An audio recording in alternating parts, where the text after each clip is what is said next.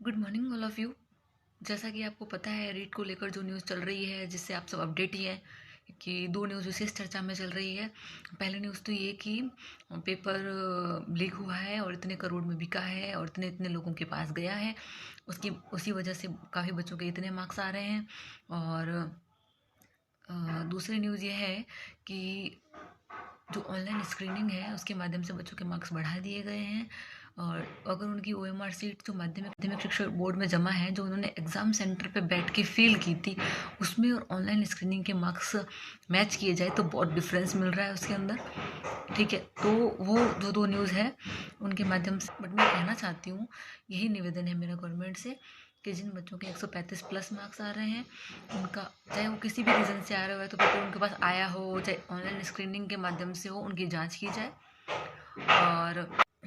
और जितने भी बच्चे इसमें, जितने भी जो अधिकारी हैं और जो स्टूडेंट्स जो भी इससे मतलब इसमें करप्ट पाए जाए, उनकी उनकी जांच हो और उनकी क्वालिफिकेशन रद्द की जाए। 135 प्लस मार्क्स अगर यूँ देखें तो मतलब मैं ये नहीं कह रही कि जेन्युइनली कोई बंदा 135 प्लस ला नहीं सकता। लाने को कुछ एक्सेप्शन ऐसे भी हैं जो जेन्युइनली 135 प्लस 136 प्लस मार्क्स भी लाए हैं। बट बात यहाँ आती है कि अगर जो बंदा जेन्युइनली लाया है तो उसको डरने की ज़रूरत नहीं है। और 135 प्लस मार्क्स वैसे इजीली आते नहीं हैं। और टीचिंग मेथड और साइकोलॉजी ऐसे सब्जेक्ट हैं जिनमें कितना भी पेपर सिंपल आ जाए, क्वेश्चन गलत होते हैं, मार्क्स कटने की पूरी संभावना भी रहती है। और बट यह है कि जो बच्चे 2 साल से लगभग कंटिन्यू 2-3 साल से मैं कह सकती हूँ कि जो लगे हुए हैं, तो फिर उनका जो टाइम है वो वापस नहीं आता। वो टाइम, वही सिचुएशन, वही कंसिस्टेंसी, वही टाइम मैनेजमेंट वापस बनता नहीं है। ठीक है ना? तो वो सिचुएशन वापस नहीं आती है। तो मेरा यही निवेदन है कि अधिक से अधिक छात्र हित में सोचा जाए, स्टूडेंट्स के हित में सरकार को कार्य करना चाहिए। और दूसरा मेरा ये है कि जो आप ये झारोली को बर्खास्त कर दे रहे हो, जो अधिकारी सामने आ रहे हैं उनको बर्खास्त कर दे रहे हो।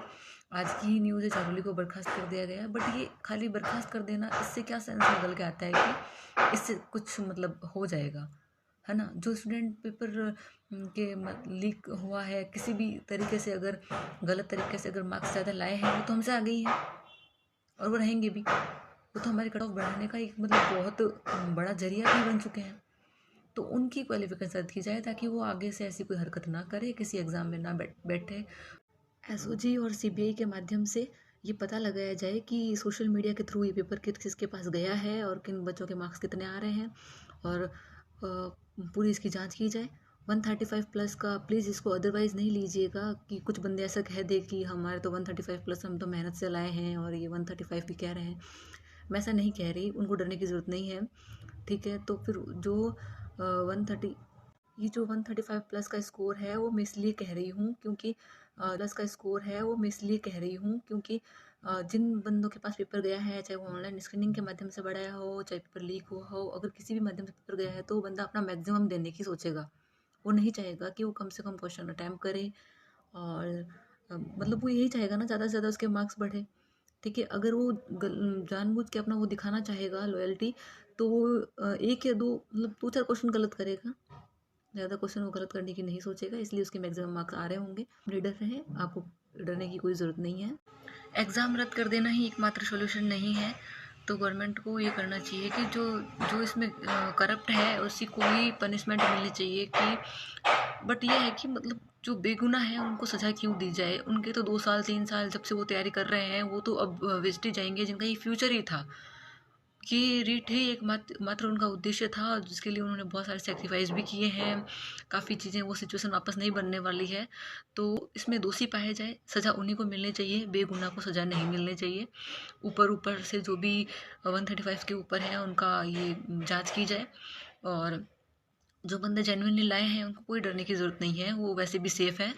तो वो अपना मतलब सेफ़ रहें, वो मतलब वो एकदम वो फियरलेस रहें। और बस यही मेरा निवेदन है। Thank you so much.